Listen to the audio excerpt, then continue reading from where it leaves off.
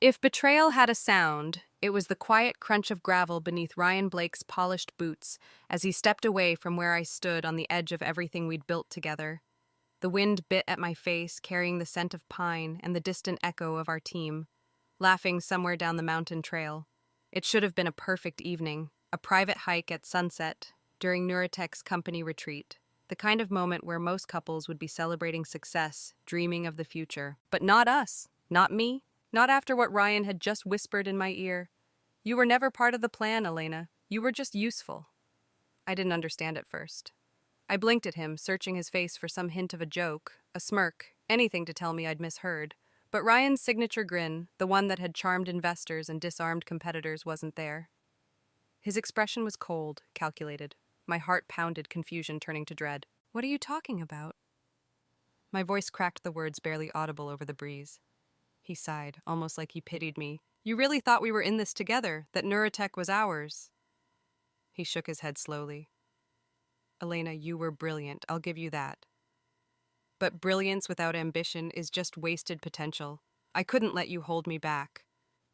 I took a shaky step backward, only to feel the loose gravel shift beneath my heel. That's when I realized how dangerously close I was to the cliff's edge. Ryan, don't. I whispered, a chill creeping down my spine that had nothing to do with the mountain air. He smiled then, but it wasn't the smile I fell in love with.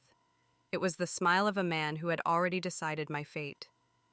You always did love the view, he murmured, and before I could react, his hand was on my shoulder, pushing firm and final. The world tilted.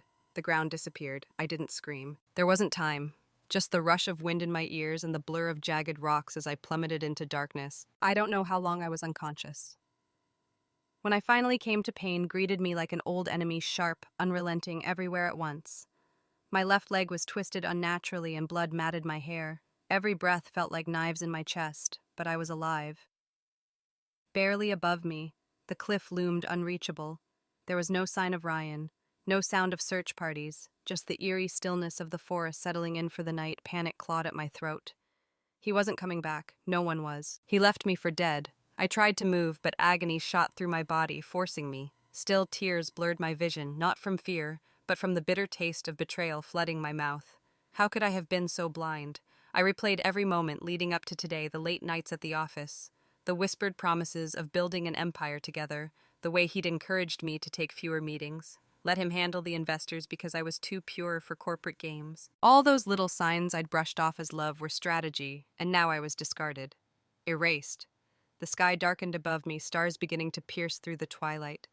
Each one felt like a spotlight on my failure, not just to survive this fall, but to see the truth about the man I trusted. But as the cold seeped into my bones, something else ignited deep within me, a flicker of defiance. I wasn't going to die here, not like this, not on his terms. If I survived, and I would, it wouldn't be just to crawl back and beg for justice. No. Ryan Blake had made one fatal mistake. He didn't finish the job, and I would make sure he lived long enough to regret it. The night dragged on, every hour a battle against pain and the creeping numbness threatening to take me. At some point, I must have lost consciousness again, because when I opened my eyes, a different face was staring down at me. Weathered, bearded, with sharp eyes that had clearly seen too much of the world, and yet in that moment they held something I hadn't seen in Ryan's eyes for a long time: concern. Thought I heard something down here yesterday, the stranger muttered, kneeling beside me. His voice was rough, but there was a steadiness to it. He checked my pulse, his brow furrowing. You're lucky to be breathing. Lucky. I wanted to laugh, but it hurt too much. Instead, I let the darkness pull me under again with one final thought anchoring me. This wasn't the end of my story, it was the beginning. And when I came back, I wouldn't just survive. I'd own everything Ryan thought he stole. Waking up in a stranger's cabin wrapped in rough wool blankets and smelling of pine smoke was a far cry from the sleek penthouse I used to share with Ryan. For a moment, disoriented and heavy with painkillers, I almost believed it was a nightmare that I'd wake up, roll over, and find Ryan beside me, scrolling through emails before sunrise like always. But reality settled in as soon as I tried to move. The dull ache in my ribs, the tight bandages around my leg, and the flickering light of a wood-burning stove told me exactly where I was. Not dead, but not alive in any way that mattered yet. The door creaked open, and the man who'd pulled me from the edge of death stepped in, carrying a kettle. You're tougher than you look, he grunted, setting it down on the stove. Didn't think you'd make it through the first night. I didn't have the strength to answer. I barely had the strength to remember my own name. Days blurred together after that. Fevered dreams, pain, the sound of wind rattling the windows. The stranger who eventually introduced himself as Griffin kept me alive, with the kind of quiet competence that came from years of isolation. It wasn't until weeks later, when I could finally sit up without blacking out, that the weight of everything truly hit me. Griffin slid a battered radio across the table toward me one morning. "Figured you'd want to hear what's going on out there." Static crackled before a voice broke through business news, stock reports, headlines about Neurotech's latest triumphs. Chief Operating Officer Ryan Blake announced Neurotech's groundbreaking AI initiative, a project insiders say was his vision from the start. The words sliced deeper than any of my injuries. I stared at the radio, numb, as the reporter praised Ryan's innovation ideas that were born from my late nights, my sketches and endless prototypes. Ryan hadn't just left me for dead. He'd built his throne on the bones of my work. Griffin watched me quietly, his weathered face unreadable. "Who is he to you?" he asked eventually. I swallowed hard, my throat tight. "He was everything I thought I wanted," I whispered. "Was Griffin didn't press?" He wasn't the type for sympathy or long conversations, but over time he taught me something far more valuable: how to be silent, observant, patient. How to survive when the world believed you were gone. Months passed. My body healed, but something inside me stayed fractured, and I was glad for it. The woman who had followed Ryan blindly, who believed in love and loyalty in a world of sharks, was gone. I spent every spare moment rebuilding not just my strength, but my mind. Griffin had an old laptop with no internet, but enough tools to let me code to sharpen the skills Ryan had tried to bury with me. I mapped out everything: Neurotech's structure, Ryan's predictable greed, the gaps in the market he was too arrogant to see. But I knew I couldn't face him, as Elena Carter. That name was dead buried at the bottom of a ravine where Ryan left it. I needed a new face, a new identity. One that wouldn't just haunt Ryan's nightmares, but control them. The day I stood on my own 2 feet again, Griffin handed me a small, worn-out notebook. "For whatever plans you're cooking up," he said simply. I opened it, fingers trembling not from weakness, but from the sheer weight of what I was about to begin. On the first page, I wrote 4 words: "Don't get even win." Leaving the cabin wasn't easy, not because I was afraid, but because I knew. Once I stepped out of those woods, there was no turning back. Griffin walked me to the edge of the forest, where a dirt road led to the nearest town miles away. "You sure about this?" he asked, his gaze steady. I nodded. "I can't stay hidden forever." He smirked faintly. "Most people wouldn't last a week out here. You lasted nearly a year." I managed a small smile in return. I had a good teacher. He handed me a bundle of cash, a fake ID, and a prepaid phone. "Courtesy of a friend who owes me favors." I glanced down at the name on the ID, Lena Graves. It was perfect. A nod to both the grave Ryan thought he'd left me in, and the man who'd helped me rise from it. "Thank you," I said, my voice thick with emotion. "I didn't expect." Griffin shrugged, already turning back toward his cabin. "Go remind the world who they buried." As I walked down that lonely road, each step felt lighter, not because the pain was gone, but because for the first time in a long time I wasn't carrying fear. I was carrying purpose. Ryan thought he'd killed me, but all he did was create something he couldn't control. And soon he'd learn that the woman he betrayed didn't just survive, she evolved. Power isn't loud. It doesn't shout or announce itself. Real power moves in silence, just like I did. 2 years after leaving those woods, Lena Graves was a name whispered in every corner of the tech world. No photos, no interviews. Just results and fear. Astronova Solutions wasn't built to compete. It was built to dominate. While Ryan paraded across magazine covers flaunting Neurotech's innovations and basking in empty applause, I was orchestrating something far more dangerous, a quiet takeover he'd never see coming. It started with a single investor, Mr. Alaric Graves. Griffin's connection, a man with deep pockets and an even deeper grudge against corporate arrogance. He didn't ask questions about my past. He only cared about the future. I promised to deliver, and I did. Within 18 months, Astronova launched an AI platform that made Neurotech's flagship product look like outdated freeware. But I wasn't interested in press releases or public victories. I wanted Ryan to feel safe, to feel untouchable. So I let Astronova grow in the shadows, taking over markets Ryan didn't think to protect. And while I built my empire, I began buying pieces of his. Neurotech had gone public shortly after my death, thanks to Ryan's hunger for expansion. It made him rich, but it also made him vulnerable. Shares were scattered across greedy hands, most of whom didn't care who signed their paychecks as long as dividends flowed. Through shell corporations, offshore accounts, and a network of silent partners, I acquired 27% of Neurotech before Ryan even noticed a shift. By the time he did, it was too late. I watched from behind a tinted glass wall as Ryan strutted into the private equity firm's office, his ego arriving 5 seconds before he did. He hadn't changed much. Same tailored suits, same smug grin. But there were cracks now, stress lines at the corners of his mouth, the kind that came from realizing your golden touch was starting to tarnish.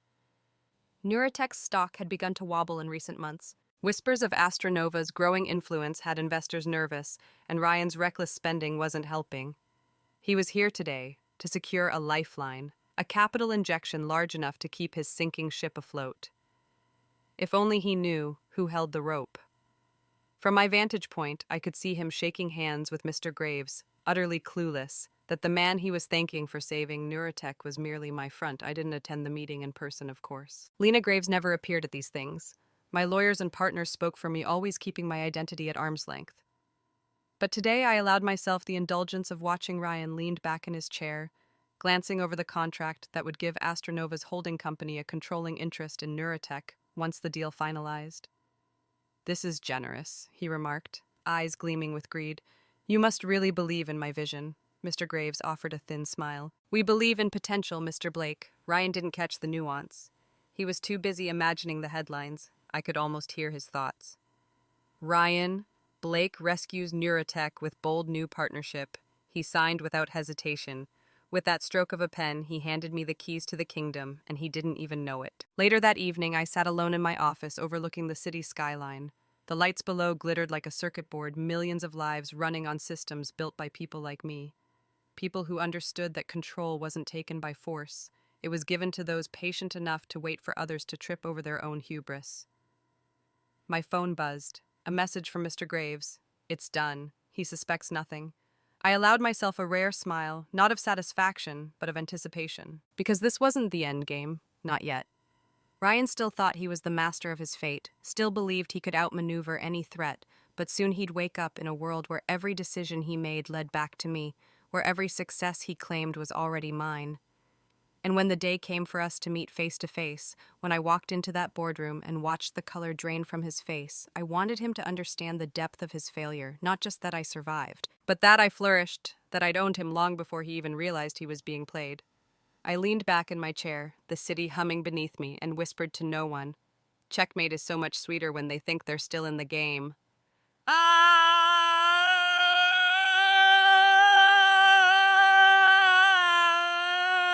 Ryan Blake had faced countless boardrooms in his career, but today, for the first time, he sweated. The usually confident stride was replaced by a stiff, defensive posture as he entered Neurotech's glass conference room where the board members sat in uneasy silence. The air buzzed with tension. Everyone knew something was wrong, but no one dared to say it aloud. The email had arrived that morning. Emergency meeting, introduction of majority shareholder. Ryan's hands clenched at the thought. Who had managed to outmaneuver him in his own company? He'd spent weeks trying to trace the silent buyouts, but every lead ended in a dead end, layers of holding companies and legal fog. He adjusted his tie, forcing a smirk as he greeted the room. "Let's get this over with. I'm sure whoever our mystery investor is, they'll appreciate strong leadership at the helm." A few nervous chuckles. No one met his eyes. The door at the far end of the room opened. Silence fell like a guillotine. Ryan turned, expecting to see some gray-haired billionaire or an aggressive young venture capitalist. Instead, his world stopped. There she was. Elena alive, stronger, sharper, dressed in a tailored black suit that radiated authority. Her hair was shorter, her posture unyielding, but those eyes were the same ones that haunted his nightmares. Even when he told himself she was gone forever, his throat went dry. No, that's impossible. Elena's lips curved into a cold, measured smile as she approached the head of the table, the seat that once belonged to him. "Good morning, gentlemen," she said, her voice calm but carrying the weight of command. "I'm Lena Graves. As of this morning, I officially hold 51% of Neurotech." Murmurs rippled through the room. The CFO cleared his throat nervously, fumbling with his papers. Ryan couldn't move. His mind raced, trying to process the impossible. "You're dead," he whispered more to himself than anyone else. Elena's gaze snapped to him sharp as a blade. "I was," she replied smoothly. "Or at least that's what you wanted the world to believe." She let the words hang in the air, watching the color drain from Ryan's face. "Ladies and gentlemen," she continued, addressing the board, "before we proceed with formalities, I believe there's some unfinished business to address." She tapped a button on the remote in her hand. The screen behind her lit up with a presentation titled Intellectual Property Theft and Corporate Fraud, the Ryan Blake Files. Ryan lurched forward. "What the hell is this?" Elena didn't flinch. Slide after slide began to display emails where Ryan forwarded her designs to investors, meeting transcripts where he claimed credit for AI developments she authored, financial records showing misappropriated funds. Gasps filled the room. Whispers turned into alarmed discussions as board members realized the depth of Ryan's deceit. "You see," Elena said, her voice like ice while I was recovering from being pushed off a cliff. "Ryan here was busy stealing everything I created and selling it as his own." She turned to face him fully now, her expression devoid of pity. "You should have made sure I was dead." Ryan's mask finally cracked. He slammed his fist on the table. "You can't prove anything. This is a setup." Elena arched a brow, utterly unfazed. "Oh, but I can. And I have—" The door opened again. This time, 2 legal representatives entered carrying thick folders. "These are cease and desist orders, along with formal charges we're filing." "But don't worry," she added, her tone dripping with mock sympathy. "I've decided not to press criminal charges yet." The board members shifted uncomfortably, already distancing themselves from Ryan, as if his downfall was contagious. "I've watched you, Ryan." Elena continued, stepping closer, her voice now low enough that only he could hear. "I let you think you'd won. Every arrogant move, every interview where you smiled for the cameras, it was all just adding interest to the debt you owe me." Ryan's bravado crumbled. "What do you want?" he rasped. Elena leaned in, her smile razor sharp. "I already have it. You work for me now." She straightened, addressing the room once more. "Effective immediately. Ryan Blake is relieved of all executive duties. He will remain as a consultant under supervision until further notice." Security guards appeared at the doorway, a silent signal that the meeting was over for him. As Ryan was escorted out, humiliated and broken, Elena sat at the head of the table, crossing her legs with effortless authority. "Gentlemen," she said, flipping open the agenda, "let's begin the new era of neurotech." And just like that, the company Ryan thought he controlled became a monument to his greatest mistake. Some people think revenge is about destruction, watching your enemies burn while you stand over the ashes. But true revenge, it's quieter, it lingers. It's making sure they wake up every day, knowing they lost everything, and still have to face you. Ryan. Blake learned that lesson the hard way. 3 months after I took control of Neurotech, the man who once ruled from the top floor now occupied a cramped cubicle on the 3rd. No more private elevators, no more assistants shielding him from reality. Just a desk, a terminal, and a constant reminder that every hallway he walked down was mine. I didn't fire him. That would have been mercy. Instead, I assigned him to data compliance review, the most mundane, humiliating role I could craft. He spent his days combing through reports, answering to managers who once trembled at his commands. Every so often, I'd catch glimpses of him in the office, head down, shoulders slumped, avoiding eye contact, like a ghost haunting the empire he used to own. And I made sure his keycard didn't grant access to the executive lounge. While Ryan faded into irrelevance, I rebuilt Neurotech from the inside out. Gone were the flashy, hollow projects Ryan chased for headlines. I reinstated the ethical AI initiatives we'd once dreamed of before greed tainted everything. Under my leadership, Neurotech didn't just recover, it thrived. Investors who once doubted now clamored to be part of the Graves revolution. Competitors scrambled to keep up with our innovations. And the media, they couldn't get enough of the enigmatic woman who came out of nowhere to dominate the tech world. Of course, I never corrected their assumptions. Let them believe Lena Graves was a mystery. The truth was far more satisfying and far more dangerous to anyone who thought about crossing me. 6 months later, I sat across from a renowned journalist in a sleek studio cameras, trained on me for an exclusive interview. The world wanted to know who Lena Graves really was. I offered them polished answers, talked about vision, resilience, the future of technology. But when the interviewer leaned in and asked, "What drives you after everything? Why keep going?" I let a hint of the truth slip through. I smiled, calm and poised. "Because survival wasn't enough," I said softly. I didn't just want to live, I wanted to rewrite the rules.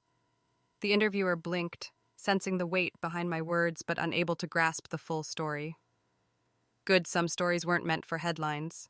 Some victories were sweeter when only you and the one who wronged you understood their depth. After the interview, I returned to Neurotech's headquarters. As I stepped out of the elevator, I spotted Ryan in the lobby clutching a stack of files like a forgotten intern. For a brief moment, our eyes met. There was no anger in his gaze anymore, just hollow resignation. He knew he'd lost, not just his position, not just his reputation, but his legacy. I walked past him without a word, heels clicking against marble floors that echoed with authority. I didn't need to gloat. I didn't need to remind him of who I was. Every breath he took inside my company was reminder enough. That evening, standing in my corner office overlooking the city lights, I allowed myself a rare moment of reflection. I thought about the woman I used to be, the Elena Carter, who believed in love and loyalty, in building dreams with the people you trusted. She died on that mountain, and I wasn't mourning her anymore because Lena Graves wasn't born from tragedy. She was forged in it. As I watched the skyline flicker, my phone buzzed with a notification. Neurotech's stock had hit an all-time high. I smiled, not out of pride, but out of certainty. Ryan left me for dead. Now I owned everything. Not just the company, not just his future, but the game itself. And the best part, I was just getting started. That evening, standing in my corner office overlooking the city lights, I allowed myself a rare moment of reflection. I thought about the woman I used to be, the Elena Carter who believed in love, in loyalty, in building dreams with the people you trusted. She died on that mountain. And I wasn't mourning her anymore, because Lena Graves wasn't born from tragedy. She was forged in it. As I watched the skyline flicker, my phone buzzed with a notification. Neurotech's stock had hit an all-time high. I smiled, not out of pride, but out of certainty. Ryan left me for dead. Now I owned everything. Not just the company, not just his future, but the game itself. And the best part, I was just getting started.